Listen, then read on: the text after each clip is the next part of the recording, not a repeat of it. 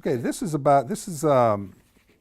passage from when Conner and Eisenhower are in Panama, and the two of them really begin their mentor-protege relationship. This is from the chapter called Panama. Conner also interacted with his men on a daily basis as he made his rounds through the post on a horse named Old Bill. As Eisenhower put it, Conner never abandoned the position, and no senior officer ever should, of being an instructor. Similarly, Betsy Conner's 1987 letter recalled an instance in which her father worked with his troops to tame a gun-shy mule that bolted each time any cannon fired. Conner had the mule hitched to a sled loaded with rocks. When the guns resumed fire, the frightened beast kicked up a whirlwind of dust as it tried to run but could not move.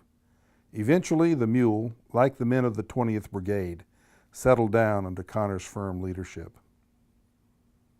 Conner briefly discussed his views on the relationship between a commander and his troops in the foreword to a 1922 book titled Principles of Command.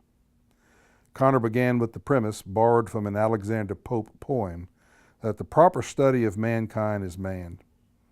He also addressed the importance to a military commander of a basic understanding of human psychology.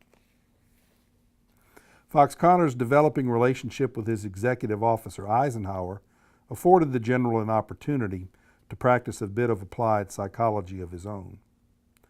During one casual conversation, Eisenhower mentioned to Conner that he had lost interest in a former passion, the study of history. In his memoir, At Ease, Eisenhower wrote that as a young student, the subject had captivated him. Hannibal, Caesar, Pericles, Socrates were my white hats, my heroes. Eisenhower's high school yearbook had predicted he would become a history professor.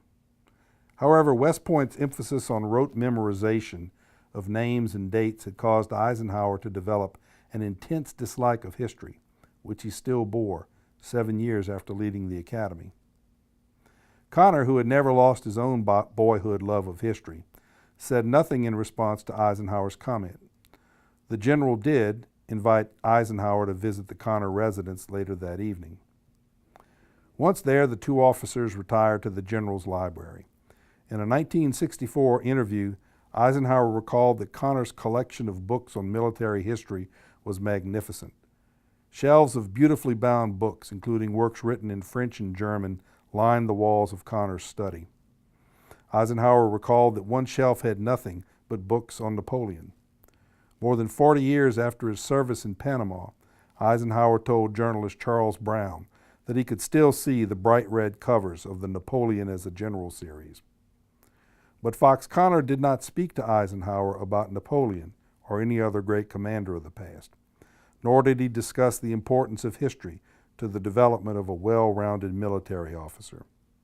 Instead, Conner drew 3 novels from the shelves of his collection and handed them to his assistant. "You might be interested in these," Conner suggested, in his quiet Mississippi drawl. Thus began what Eisenhower described in At Ease as a 3-year graduate school in military affairs and humanities. Eisenhower said of Conner, "He was my teacher." As Eisenhower phrased it, his commander was a smart, patient man, and he decided that I ought to amount to something, so he was going to see if I would.